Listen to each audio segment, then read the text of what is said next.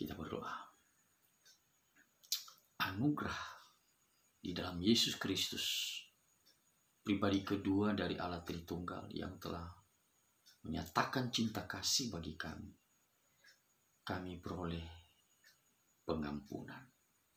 Terima kasih untuk anugerah-Mu. Saat ini kami mau belajar firman. Di dalam nama Tuhan Yesus kami berdoa. Amin. Matius pasal 16 ayat 21 sampai dengan 28.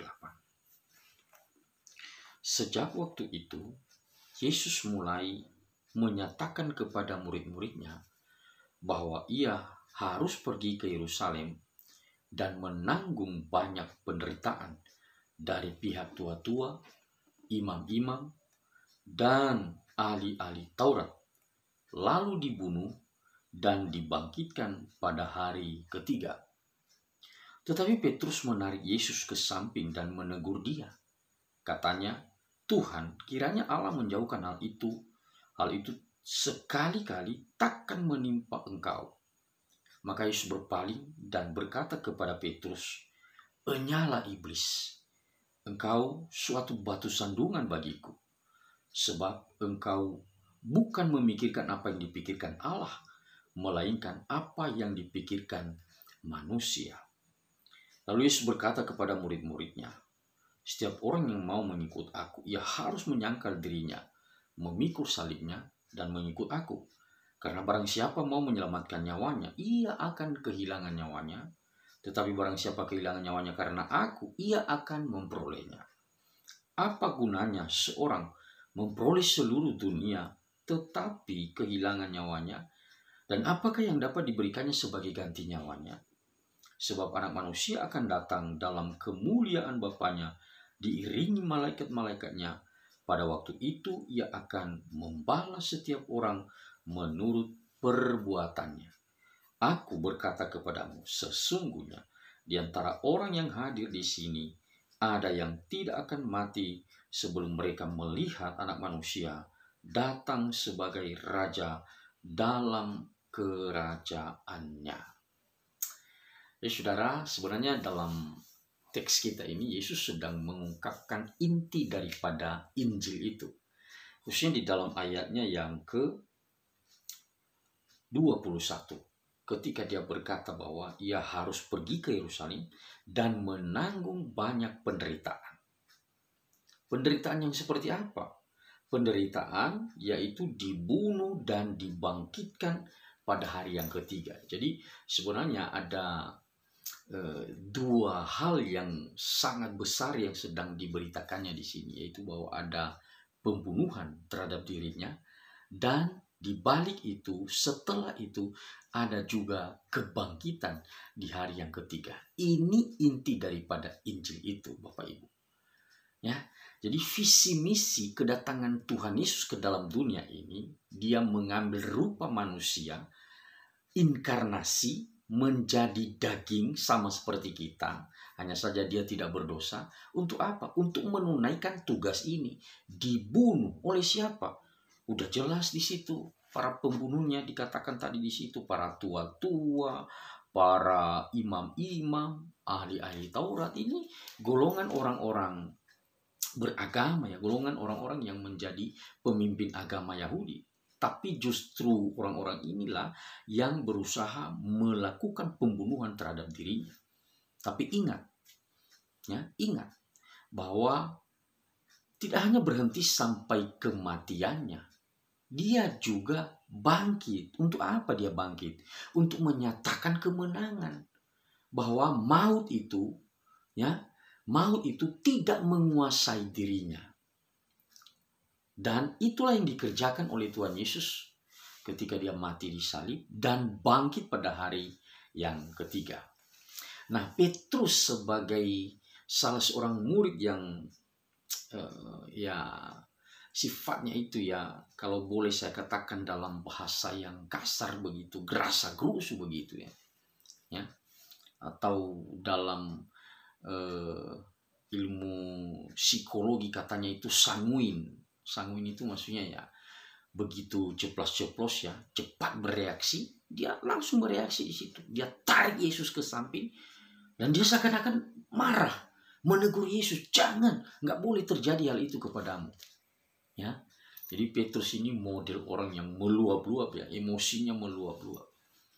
Nah, dia tidak pikirkan bahwa apa yang dikatakan oleh Yesus itu, dia tidak sempat mencerna. Mungkin dia hanya fokus pada kata dibunuh. Ya, dia tidak mendengar atau dia tidak konsentrasi memperhatikan perkataan Yesus. Tidak hanya dibunuh, Yesus berkata di situ akan dibangkitkan. Jelas sekali.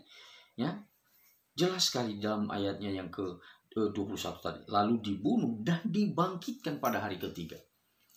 Kalau Petrus berpikir secara waras, dia tentunya melihat kejadian ini. Oh, ini bukan hanya sekedar tindakan kriminal yang harus diterima oleh Yesus ini. Tapi kenapa dia berbicara tentang kebangkitan? Selama ini tidak ada orang dibunuh atau mati itu lalu bangkit. Nggak ada. Tapi kenapa dia berani bicara tentang kebangkitan di dalam bagian ini? Nah, ini yang perlu sebenarnya harus dikaji oleh Petrus sebelum dia bertindak, menarik Yesus ke samping dan menegur dia. Nah, itu jelas dalam penjelasan Yesus nanti setelah dia merespons apa yang dilakukan oleh Petrus. Kita lihat bahwa Yesus menjelaskan, kamu ini ya, caramu seperti ini itu adalah cara iblis. Oh, itu luar biasa loh ya, ketegasan Yesus kepada Petrus. Mungkin dari satu sisi kita berpikir ya, oh ya, Petrus kan dari satu sisi itu benar juga ya, dia nggak mau Yesus itu mengalami kecelakaan seperti itu atau jalan penderitaan seperti itu. Itu karena cintanya ya, karena dia sangat mencintai gurunya ini, dia sangat sayang kepada Yesus, jangan sampai terjadi itu. Tapi justru Yesus ya merespons apa yang dilakukan oleh Petrus dengan berkata, kamu iblis. Iblis. Karena memang iblis itu selalu berusaha menggagalkan semua rencana-rencana Allah. Ya, itu pekerjaan iblis ya. Termasuk soal pemberitaan firman, kalau boleh firman Tuhan itu jangan didengar oleh orang. Maka ada-ada saja caranya iblis untuk menghalangi pemberitaan. Nah, Yesus dalam bagian ini sudah menyatakan inti daripada Injil itu, aku ini dibunuh lalu bangkit pada hari yang ketiga. Titik. Tapi Petrus dalam semangat atau dalam kecintaan manusiawinya, dia mencoba melarang itu, jangan terjadi, jangan sekali-sekali terjadi. Tapi justru dalam pandangan Kristus, Petrus adalah alat bagi iblis untuk menghalangi rencana Allah di dalam dunia ini. Nah, jadi Tuhan Yesus menjelaskan dalam ayatnya yang ke-23 itu, ya, "Enyalah iblis, engkau suatu batu sandungan bagiku, sebab engkau bukan memikirkan apa yang dipikirkan Allah." Jadi dalam pemikiran Allah, Yesus harus mati, lalu bangkit. Untuk apa? Untuk menyelamatkan mereka-mereka yang percaya. Nah, sementara pikiran manusia, Yesus jangan mengalami itu. Nah, ini ya perbedaannya. Makanya dalam Yeremia itu dikatakan bahwa rancanganku itu bukan rancanganmu. Jadi rancangan manusia itu seperti para murid waktu itu ya, kita tahu nanti mereka ada sebagian besar yang kecewa ya, karena mereka tidak Yesus tidak memenuhi keinginan mereka supaya Yesus mendirikan kembali negara Israel itu seperti pada zaman Daud atau Salomo. Ya, Yesus tidak bertujuan memulihkan kondisi bangsa itu seperti sedia kala itu. Tapi Yesus justru membawa berita tentang kehidupan kekal. Nah, jadi jelas di situ Yesus sedang memberikan pengertian kepada Petrus bahwa apa yang kamu pikirkan itu, ya, gagasanmu itu, tindakanmu itu pikiran manusia. Yang dipikirkan oleh Allah jauh melampaui apa yang engkau pikirkan. Jadi pikiran Allah itu sangat tinggi ya. Dan di zaman mereka, maksudnya Petrus dan kawan-kawannya pada waktu itu belum menggapai pemikiran itu, belum. Nanti setelah kebangkitan mereka baru tahu, baru ngeh. Oh ini ya rupanya apa yang dimaksudkan oleh Yesus dengan kedatangannya ke dalam dunia ini. Ya. Nah, jadi dari itu, dari kejadian itu, Yesus memberikan penjelasan kepada mereka bahwa ini loh pikiran Allah itu yang dikehendaki oleh Allah itu ya seperti ini. Kalau mau ikut aku, maka tidak boleh tidak. Ada 3 hal yang disinggungnya di situ. Yang pertama, engkau harus siap-siap menyangkal dirimu. Menyangkal diri ini maksudnya apa yang menjadi haknya kita itu kita bisa lepaskan begitu ya. Haknya kita harus berani lepaskan. Itu namanya menyangkal diri ya. Jadi keinginan daripada daging ini, keinginan daripada tubuh ini, kedagingan kita itu kita harus sangkal. Kita harus sangkal demi Kristus. Artinya rela berkorban demi Kristus. Mengorbankan segala keinginan-keinginan kita untuk Kristus, untuk pemberitaan Injil ini. Nah, yang kedua di situ dikatakan adalah memikul salib, pikul salib. Yesus memikul salib gara-gara apa sih? Gara-gara kebenaran. Jadi ingat saudara, Yesus tidak seperti para penjahat yang disalibkan bersama dia itu loh ya. Karena memang kalau para penjahat itu memang layak dihukum seperti itu karena memang mereka jahat. Tapi Yesus secara pribadi, dia memikul salib itu bukan karena kesalahannya. Tapi karena dia melakukan apa yang benar. Maka dia harus menderita. Jadi memikul salib dalam bagian ini bukan berarti kita secara lahiriah ya ambil salib lalu kita pikul setiap hari. Bukan itu. Maksudnya ini adalah bahwa engkau kalau benar mau ikut aku, engkau harus hidup di dalam kebenaran. Dan ketika engkau hidup dalam kebenaran, ingat, oh bisa aja kamu akan berhadapan dengan penderitaan. Buktinya Yesus sendiri. Ya, karena dia benar, karena dia mengajar kebenaran, hidup dengan benar, dia tidak berbuat dosa, dan dia harus menderita. Oleh siapa? Ya tadi sudah disebutkan. Oleh para tua-tua, imam-imam, dan ahli-ahli Taurat.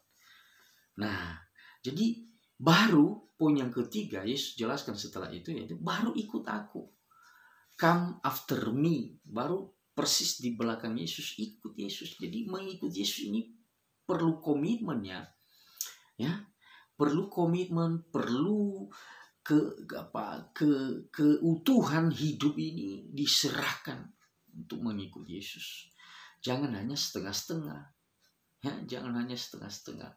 Setengah-setengah maksudnya ya kita ya sebagian saja lah yang menjadi milik Kristus atas hidup kita ini. Ya, jadi 3 hal itu, menyangkal diri, memikul salib, baru ikut Yesus. Jadi ikut itu persis ya di belakangnya itu. Ya, come after me. Maksudnya ya persis di belakang di mana ada letak tapak kakinya Yesus, ya di situ juga kita memberi tapak kakinya kita, ya artinya betul-betul di belakangnya ngikut. Nah, artinya jalan hidup yang ditempuh oleh Yesus itu yang menjadi pola jalan hidup kita, patokan dan keteladanan. Nah, lalu dia menjelaskan di situ kenapa? Karena memang yang Yesus tawarkan itu adalah kehidupan kekal, kehidupan kekal. Jadi dia jelaskan di situ untuk apa orang memperoleh seluruh dunia tapi dia kehilangan nyawanya. Kehilangan nyawa maksudnya di sini ya dia akan terhukum ya. Dia akan terhukum di dalam hukuman kekal. Ya, karena nanti di akhir nanti Tuhan akan menghakimi setiap orang. Dan di situ tadi dikatakan, dijelaskannya tadi di ayat yang ke-20, sebab anak manusia akan datang dalam kemuliaan Bapaknya diiringi malaikat-malaikatnya pada waktu ia akan membalas setiap orang menurut perbuatannya. Dia akan membalas setiap manusia menurut perbuatannya. Nah ini ya, berkaitan dengan doktrin keselamatan karena iman ya, artinya oleh anugerah Tuhan. Jadi banyak orang berkata bahwa oh karena anugerah Tuhan jadi tidak butuh perbuatan lagi. Lah kita tahu bahwa secara total skriptura atau secara pengajaran secara keseluruhan Alkitab Ya, kalau kita tahu misalnya dalam surat Yakobus bahwa iman tanpa perbuatan itu adalah sesuatu yang mati. Jadi anugerah itu bukan berarti sama sekali tidak ada respons dari kita. Ya, justru anugerah menuntut respons. Jadi ingat saudara-saudara, ya. Jadi kalau kita berani mengklaim bahwa saya menjadi pengikut Kristus, engkau harus siap untuk bertanggung jawab menjalani kehidupan yang dikehendaki oleh Kristus. Apa itu? Ya, menjalani kehidupan yang benar. Makanya dikatakan itu tadi, jadi dihakimi sesuai dengan perbuatannya. Ya, ayat 27. Pada waktu itu ia akan membalas setiap orang menurut perbuatannya. Jadi perbuatan yang tampak dari kita itu dimulai dari penerimaan kita dari berita Injil itu, mengakar di dalam hati, kita terima dengan sungguh-sungguh, hidup kita menjadi hidup yang dipimpin oleh Roh Kudus di dalam Kristus Yesus, maka yang tampak adalah perbuatan-perbuatan yang berkenan, ya, yang memuliakan nama Allah. Maka Yesus mengungkapkan ini bahwa jangan menganggap enteng anugerah, jangan meremehkan anugerah. Kau harus bertanggung jawab untuk memberikan respons yang positif terhadap anugerah yang aku berikan kepadamu. Ya. Jadi di situ tadi dia katakan, ya, yang mempertahankan nyawanya, ya, justru kehilangan nyawanya. Tapi yang kehilangan nyawanya karena aku, dia justru mendapatkannya. Ya, jadi soal kehidupan kekal bagi mereka yang percaya kepada Kristus itu ada jaminan dari Kristus sendiri. Nah, yang terakhir yang perlu kita bahas yaitu ayat 28 itu. Aku berkata kepadamu, sesungguhnya di antara orang yang hadir di sini ada yang tidak akan mati sebelum mereka melihat Anak Manusia datang sebagai Raja dalam kerajaannya. Nah, beberapa waktu yang lalu kami sempat diskusi ya dalam pertemuan para hamba Tuhan, dan teks ini sudah sempat disinggung mengenai ayat 28 ini. Bagaimana kita memahami itu? Apa maksudnya ketika Yesus berkata bahwa di antara orang-orang ini, maksudnya yang mendengarkan dia pada waktu itu, ada yang tidak akan mati ya sebelum mereka melihat Anak Manusia datang sebagai Raja dalam kerajaannya. Nah, tentunya kita tahu ini bahwa apa yang dikatakan oleh Yesus dalam bagian ini, dia tidak main-mainnya, dia sungguh-sungguh. Artinya orang-orang yang hidup, yang mendengarkan dia pada waktu itu, menyaksikan bahwa dia adalah Raja. Dia adalah Raja dalam kerajaan Allah. Nah, tentunya ini menandaskan kepada kita bahwa generasi yang hidup sejaman dengan Yesus sebenarnya sudah melihat bahwa Yesus itu adalah Raja dalam kerajaan Allah. Karena dari awal memang Yesus bicara tentang kerajaan Allah. Ya, setelah dia dibaptis oleh Yohanes Pembaptis, dia berbicara kerajaan Allah sudah dekat. Bertobatlah. Ya, jadi ada dalam ilmu eskatologi itu Bapak Ibu, ada yang namanya already and not yet. Sebenarnya Yesus sudah menyatakan bahwa dia Raja dalam kerajaan Allah itu. Dia sudah nyatakan itu. Pas ketika dia berinkarnasi, dia sudah nyatakan itu. Karena dia sudah dinubuatkan dalam perjanjian lama, dalam kitab nabi-nabi. Dan dia sudah nyatakan bahwa dialah Raja itu dalam kerajaan Allah itu. Ketika dia bicara bahwa bertobatlah, kerajaan Allah sudah dekat. Artinya diriku sudah ada. Ini kerajaan Allah ini sudah ada dengan diriku. Sudah diinaugurasi. Cuman, ya, makanya tadi disimpulkan dalam satu bahasa singkat itu, already and not yet. Maksudnya sudah tapi belum. Apanya yang belum? Belum maksimal. Belum titik kulminasinya itu masih belum. Ya, puncaknya itu masih belum. Tapi sudah datang, sudah ada di dalam dunia ini. Ya, jadi jangan kira Bapak Ibu bahwa kerajaan Yesus itu di luar sana, jauh di sana. Enggak, ketika dia ada dalam dunia ini, kerajaannya itu sudah ditegakkannya. Nah, memang bahwa kita melihat faktanya, ya kita melihat kejahatan masih ada. Dan itu memang diizinkan oleh Kristus atau Allah seperti itu. Nanti ketika dia datang yang kedua kali, atau dia datang kembali, apa yang terjadi? Dia akan menyempurnakan kerajaan itu. Maka di situ nanti ada penghakiman. Nah, jadi saudara, dalam apa yang diajarkan oleh Yesus, mengikut dia sekarang ini ketika kita hidup di dalam dunia ini, itu menjamin kita untuk sebuah kehidupan kekal. Dan ingat, ya, seperti dikatakannya, dia akan membalas sesuai dengan perbuatan kita. Jadi iman yang ada di dalam diri kita mengerjakan perbuatan-perbuatan baik dalam hidup ini. Dan itu nanti yang akan diperhitungkan, ya, ketika Tuhan Yesus datang yang kedua kali. Ya, jadi memang benar bahwa otoritas tentang kehidupan kekal yang akan diterima oleh seseorang itu bergantung dari kemurahan Kristus. Kita tidak pungkiri itu. Tapi ingat juga bahwa selama engkau hidup, engkau harus menunjukkan buah-buah imanmu. Tuhan Yesus memberkati. Amin.